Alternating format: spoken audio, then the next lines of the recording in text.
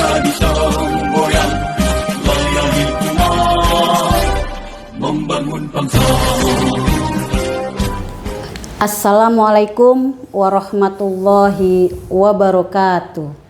Waalaikumsalam warahmatullahi wabarakatuh. Alhamdulillahirabbil alamin, wassalatu wassalamu ala asrofil anbiya'i wal mursalin wa ala alihi wa sahbihi ajmain. Alhamdulillah, kita panjatkan puji dan syukur kita kehadirat Allah Subhanahu wa taala, yang mana pada kesempatan yang berbahagia ini kita masih dapat berkumpul untuk diskusi di studio kita, Informasi Keagamaan Medan Amplas. Sholawat dan salam kita hadiahkan kepada junjungan kita Nabi Muhammad SAW, karena syafaatnya lah kita harapkan untuk bekal kita di yaumil akhir nantinya. Baik, pada kesempatan yang berbahagia ini kita hadir di tengah-tengah kita Bapak Haji Dr. Haji Marasakti Bangunan. Beliau adalah pemuka masyarakat, tokoh masyarakat, dan ketua Ikatan Penyuluh Agama Islam Republik Indonesia, yang tepatnya di Sumatera Utara ya, Bapak selaku ketua di Sumatera Utara. Dalam kesempatan hari ini Bapak Doktor hadir di tengah-tengah kita untuk menyampaikan tema 3 tahun IPARI, Ikatan Penyuluh Republik Indonesia, berkarya menangguhkan dakwah menguatkan harmonis bangsa, khususnya di Sumatera Utara. Baik, kita sapa dulu Bapak Doktor. Assalamualaikum Pak Doktor. Waalaikumsalam warahmatullahi wabarakatuh. Jadi untuk tahap awal dari pertemuan kita pada hari ini, ada yang bertanya apa tuh yang namanya IPARI, kan gitu Pak Doktor. Di sini Pak Doktor bisa jelaskan IPARI itu bagaimana ya di Sumatera Utara khususnya. Selaku ketua IPARI, mungkin Bapak bisa menjelaskan apa fungsi IPARI di Sumatera Utara. Baik, silakan Pak Doktor. Baik, terima kasih Bu Dewi. Alhamdulillah, saya merasa bersyukur sekali bisa hadir di podcastnya IKMA, Informasi Keagamaan Medan Amplas ini.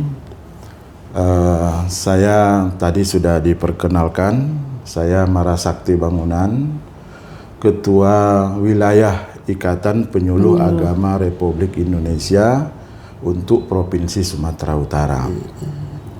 Jadi apa itu IPARI? Sebelumnya saya ingin menjelaskan bahwa di Kementerian Agama itu ada namanya Jabatan Fungsional Penyuluh Agama. Kalau dulu-dulu aja itu namanya Penyuluh Agama Honorer. Sejak tahun 2000 keluar Kepres 87 tahun 1999, ada rumpun jabatan fungsional penyuluh agama, maka lahirlah penyuluh atau jabatan fungsional penyuluh agama di Kementerian Agama sejak tahun 2000. Nah, kemudian berikut ini ada peraturan dari Menpan RB nomor 1 tahun 2023 yang menyatakan bahwa setiap jabatan fungsional wajib memiliki organisasi profesi. Maka pada tanggal 26 Mei tahun 2023 yang lalu dilahirkanlah dicetuskanlah satu organisasi profesi yang mewadahi seluruh penyuluh agama yang ada, baik itu Islam, Kristen, Katolik, Hindu, Buddha, dan Konghucu. Nah, apa gunanya? Gunanya tentunya menghimpun kekuatan, berkolaborasi antara seluruh penyuluh agama yang ada untuk menyampaikan pesan-pesan keagamaan. Nah, itu kira-kira Pak Bu Dewi, yang bisa saya sampaikan sementara. Oh begitu. Berarti penyuluh yang ada di Sumatera Utara 32 kabupaten kota ya, Iya. Ustadz? Lebih, 34. 34. Artinya sudah semua terbentuk IPARI. Sudah. Seperti itu ya Ustadz ya. Iya. Kalau untuk pencapaian sendiri gimana Ustadz? Bisa Ustadz jelaskan pencapaian IPARI ke daerah-daerah? Maka setelah dibentuk atau di launching IPARI ini secara nasional pada tanggal 26 Mei 2023, maka hari ini sudah memiliki usia 3 tahun. Maka kami yang mendapat mandat sebagai ketua wilayah mensosialisasikan IPARI ini ke seluruh wilayah di Sumatera Utara. Alhamdulillah pada tahun pertama sudah terbentuk pengurus daerah untuk se-Sumatera Utara. Dari Medan atau dari Kabupaten Langkat sampai yang terujung di Nias Utara, dan kemudian Kabupaten Mandailing Natal. Nah, setiap sebenarnya penyuluh ini kan sudah berkiprah lama, tapi organisasi profesinya baru lahir 3 tahun yang lalu. Maka sesungguhnya kerja-kerja penyuluh itu tinggal melengkapi saja. Maka untuk tahun ini kita memiliki tema itu Harlah Ketiga IPARI Merawat Indonesia, melalui spiritual, literasi, dan ekoteologi. Dan untuk wilayah Sumatera Utara kemarin itu kita gagas kurban berkah ramah lingkungan. Jadi jangan sampai kurban yang sangat mulia ini, ibadah kurban yang sangat mulia ini tercederai. Apa tercederainya? Tata cara penyembelihannya kurang sempurna. Bukan tidak sempurna, kurang sempurna. Kurang sempurnanya di mana? Kadang-kadang penyajian daging yang disampaikan kepada masyarakat itu menggunakan plastik-plastik yang tidak direkomendasi. Iya, sehingga benar. tadinya kurban itu niatnya baik, tapi sampainya di masyarakat sudah tercemar dengan limbah plastik. Kita mengedukasi lah masyarakat kita untuk lebih higienis lah, lebih ibaratnya lebih ramah lingkungan.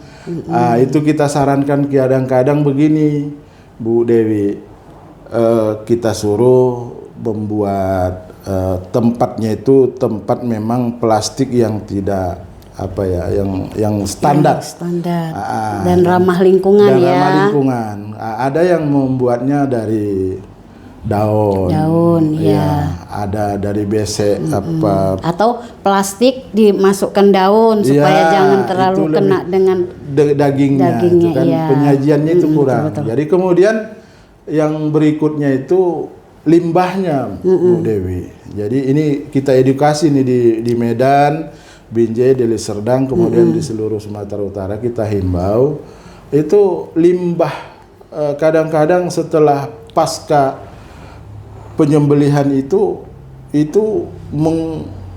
menimbulkan bau yang sangat luar biasa. Jadi akhirnya kita menyarankan supaya lebih ramah lingkungan. Kemudian darahnya bisa kita simpan, kita buatkan lobang gitu kira-kira ya kan. Kemudian kita siram ekoenzim. Jadi ini untuk mengurai. Dan beberapa waktu yang lalu kita sudah menyampaikan itu kepada masyarakat. Walaupun ada di daerah lain seperti di Asahan itu gotong royong di mangrove, menanam mangrove ya. Ada juga di daerah lain yang bersih-bersih rumah ibadah. Jadi kita mengedepankan bahwa IPARI itu memang harus turun langsung ke masyarakat, kemudian real dan berdampak ya. Jadi penyuluh-penyuluh kita yang sudah di SK-kan ini di berbagai wilayah di Sumatera Utara ini memiliki dampak masing-masing terhadap masyarakatnya Ya, ini untuk Sumatera Utara. Iya, betul, betul, Ustaz. Karena secara nasional itu IPARI itu merawat Indonesia. Merawat apanya? Ya kita ini kan banyak Bu Dewi. Jadi perlu dirawat. Dari segi agama banyak, dari segi suku, dari segi pulau kita beribu-ribu pulau. Jadi perlu kita dirawat ya. Maka yang rawatnya apa? Dari segi spiritual. Ya, spiritual tadi ya keagamaan, mental dan lain sebagainya. Yang kedua dari segi literasi. Ya, jadi kita literasi ini harus melek, harus paham. Jadi penyuluh itu harus memang memberitahu, mengajari masyarakat kita ini melek dia.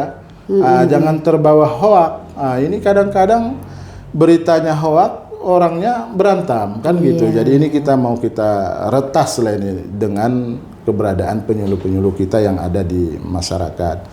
Nah kemudian ekoteologi tadi. Ekoteologi tadi memandang alam itu dalam keimanan, bahwa bagaimana kita berhubungan dengan manusia itu sama dengan alam. Jadi menghormati air, menghormati tanaman, tumbuhan dan alam di sekitar kita. Itulah kira-kira Bu Dewi. Berarti itu tadi pencapaian program-program IPARI Pak. Ada yang mau saya tanyakan juga nih Pak. IPARI itu kan selain penyuluh agama Islam, ada juga penyuluh agama yang non-Islam. Ini kan cukup rumit ini. Bapak selaku ketua IPARI membawahi beberapa agama. Salah satunya itu penyuluh gitulah istilahnya, penyuluh khususnya ada berapa karakter agama. Itu kan semua pasti memiliki kegiatan-kegiatan yang berbeda. Nah, bagaimana Bapak mengantisipasi ini semua? Kalau mereka contoh non-muslim membuat kegiatan yang non-muslim, Bapak kan hadir sebagai ketua IPARI-nya. Silakan Pak. Jadi memang IPARI ini menaungi seluruh agama yang ada. Iya, betul. Ada 6 ya yang diakui di pemerintahan kita, di negara kita ini. Sesungguhnya program-program yang sudah kita buat itu di IPARI ini, kalau substansi, isi agama itu tidak kita sentuh. Artinya itu memang urusan masing-masing. Oh gitu ya. Betul. Bagaimana dia mencipta, bagaimana dia menyembah Tuhannya, itu bagaimana dia kitabnya, itu dia masing-masing. Itu tidak kita sentuh. Kita bergeraknya di tataran pelaksanaan. Nah, misalnya tentang yang saya katakan tadi, cinta bumi. Bagaimana peran seorang ibu di dalam rumah tangga mewujudkan ramah lingkungan ini. Jadi memilah sampah itu pun perlu Bu Dewi. Jadi itu kan semua agama, tidak apa ya, artinya perlu diketahui. Kebersihan semua jadi agama, kan agama itu kan mengajarkan untuk bersih. Kebersihan kan gitu. Cuma prakteknya kita kadang-kadang kita kan buat pelatihan itu memilah sampah, karena kadang-kadang memilah sampah ini pun sulit. Ada sampah organik, ada sampah berbahaya, itu ada warna-warnanya, ada warna hijau, ada warna merah. Itu punya waktu sendiri. Artinya mulai dari rumah tangga kita sudah mendidik para majelis-majelis taklim ini. Kalau teman-teman kita di gereja, di wihara, itu diajarkan itu bagaimana tata cara memilah dan memilih sampah. Kemudian bagaimana memanfaatkannya, karena ada 3R. Sampah itu yang yang dikelola di rumah tangga itu Bu Dewi, bukan hanya ketika rumah kita bersih saja. Jadi kalau rumah kita bersih saja itu artinya kita memindahkan sampah ke TPA. Memang bersih rumah kita, tapi persoalan baru timbul. Di mana? Di TPA. Di TPA, menggununglah TPA. Karena rumah saya kebetulan dekat dengan Kelurahan Terjun. Kelurahan Terjun itu termasuk tempat pembuangan akhir sampah untuk seluruh kota Medan ini. Jadi ada sekitar ratusan ton setiap hari diantar ke situ. Jadi itu menjadi problematika di daerah kami, kira-kira begitu. Nah, yang betul itu adalah bagaimana sampah yang ada di rumah tangga itu kita pergunakan kembali. Gitu dia. Jadi tidak berakhir di TPA. Ya. Itu yang perlu kita edukasi. Itulah yang kita ibaratnya pandangan itu sama untuk seluruh agama. Nggak beda-beda dia. Jadi itu salah satu contoh Bu Dewi. Kemudian ada penanaman, kalau tahun yang lalu itu kita penanaman pohon, penghijauan di sekitar rumah ibadah. Bahwa rumah ibadah itu perlu rapi, iya, betul, perlu kita sejuk supaya enak kita masuk ke dalamnya, kan gitu. Jadi tahun yang lalu itu kita buat program penghijauan di sekitar masjid. Untuk tahun ini ya tadi kurban ramah lingkungan dan lain sebagainya. Pokoknya kita di wilayah itu, dan kita tidak menyentuh substansi agama itu. Tidak kita juga ikut perayaan mereka, tidak juga ya, artinya perayaan mereka ya mereka, tapi kita hormati, kita artinya kita berikan ruang yang seluas-luasnya untuk mereka mengamalkan ibadah ibadahnya dan ketentuan-ketentuan dalam agamanya masing-masing. Ya. Baik, Pak, artinya IPARI ini adalah suatu organisasi penyuluh agama yang ada di Kementerian Agama, dan tugas-tugasnya hanya sebatas program-program kerja, seperti yang Bapak paparkan tadi ya, menyambung program pemerintah, kan ekoteologi itu kan program pemerintah. Artinya membantu pemerintah dalam mengatasi sampah yang ada di daerah kita masing-masing lah ya. Khusus Pak. ekoteologi itu Bu Dewi, itu kan program Menteri Agama kita, betul. Pak Profesor Nazarudin. Dia kan ada astacitanya, satu diantaranya ekoteologi. Ekoteologi itu memandang alam itu penuh dengan keimanan, bahwa mereka perlu dirawat juga. Betul, bukan tidak memungkinkan hutan yang begitu luas di Indonesia ini lama-kelamaan juga akan hancur, habis. Akibat apa? Ulah kita juga.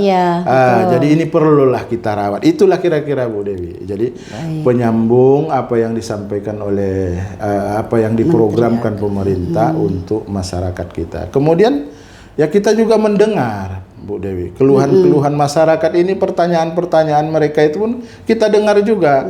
Nah, kemudian ini juga menjadi bahan kita, dan nanti menyongsong Rakernas ketiga ini akan kita sampaikan kepada pengurus pusat bahwa masyarakat ada misalnya masalah seperti ini, ada usulan gitu ya. Ya, jadi begitulah di akhirnya nanti pengurus pusat menyampaikannya ke Menteri Agama. Jadi ini artinya berkeliling dia ya. Betul. Saling membutuhkan gitu kira-kira. Dan manfaatnya sendiri untuk para penyuluh, khususnya semua lah Pak di Sumatera Utara ini, dengan hadirnya IPARI di Kementerian Agama, bisa Bapak jelaskan lah manfaatnya untuk penyuluh khususnya. Pertama tadi saya sebutkan sudah selintas ya, sebagai ajang kolaborasi ya. Pemerintah provinsi pun saya lihat ada kolaborasi berkah ya, kolaborasi berkah, sumut berkah ya. Sumut berkah. Jadi ini juga kolaborasi. IPARI itu adalah rumah besar penyuluh agama. Jadi di situ kita membina, kemudian saling berbagi. Ya, jadi penyuluh-penyuluh yang kita anggap misalnya kurang mampu, itu bisa kita bantu. Kemudian kita berikan dia masukan-masukan, muatan-muatan, sehingga dia bisa melaksanakan tugasnya dengan sebaik-baiknya. Dan kemudian sebagai penyambung persoalan-persoalan yang ada di penyuluh ini boleh disampaikan kepada kita apa yang menjadi kendala-kendala kita di lapangan. Tentu kan karena Medan Sumatera Utara ini cukup luas, kemudian beragam, ya tentu persoalannya tidak sama. Jadi ini kita sebagai ajang atau sebagai tempat menyalurkan aspirasi kita lah kepada pemerintah. Mungkin ada perlakuan-perlakuan yang kurang pada tempatnya, yang tidak sesuai dengan ketentuan, bisa kita terima. Jadi itulah manfaat daripada IPARI. Jadi ini rumah besar kita, jangan takut, karena di dalam ADART disebutkan setiap penyuluh agama itu adalah anggota IPARI. Jadi secara automatically ya, kalau dia mengaku dirinya sebagai penyuluh agama berarti anggota IPARI. Anggota IPARI. Kalau mau keluar dari penyuluh. Gitu aja. Gitu ya. Maksudnya mari kawan-kawan semua yang tergabung dalam Ikatan Penyuluh Agama Republik Indonesia, khususnya wilayah Sumatera Utara, mari kita dukung terus. Kita kembangkan, kita berkolaborasi karena IPARI adalah rumah besar kita. Mari kita sama-sama mendukung, saling bahu-membahu untuk Indonesia yang jaya. Sumut, kolaborasi berkah. Alhamdulillah dan Masya Allah, adanya IPARI, kami selaku penyuluh terbantu dan merasa nyaman untuk berkumpul dan berkomunikasi dengan penyuluh-penyuluh lainnya di Sumatera Utara. Artinya ternyata dan memang kenyataannya IPARI itu berguna dan bermanfaat untuk penyuluh-penyuluh yang ada di Sumatera Utara. Baik Pak Dokter, untuk closing statement saya mohonkan harapan-harapan atau masukan-masukan dari Pak Dokter untuk para pendengar IKMA yang dirahmati Allah. Kepada Pak Dokter kami persilakan. Ini sebuah terobosan baru di kantor urusan Kecamatan Medan Amplas ya, ada informasi keagamaan berupa podcast. Saya selaku Ketua Wilayah IPARI Sumatera Utara menyambut dan mendukung terus IKMA Channel ini untuk terus berkembang. Nah, kemudian kepada teman-teman saya para penyuluh agama, mari kita bangun IPARI dengan hati yang tulus dan ikhlas, tanpa merasakan canggung, walaupun kita sesungguhnya ada yang beragama tidak seagama dengan kita. Itu adalah bunga-bunga kehidupan. Ini rumah besar kita, mari kita bangun bersama. Itu saja saya pikir. Baik, terima kasih Pak Dokter yang sudah meluangkan waktu di studio kami yang berbahagia ini. Sahabat IKMA yang dirahmati Allah, demikian tadi diskusi kita dengan Bapak Dr. Haji Marasakti Bangunan, Ketua IPARI, Ikatan Penyuluh Republik Indonesia Sumatera Utara. Demikian, saya Dewi Anggreni mohon maaf, kepada Allah saya mohon ampun. Wabillahi taufiq wal hidayah. Assalamualaikum warahmatullahi wabarakatuh. Terima kasih Pak Dokter.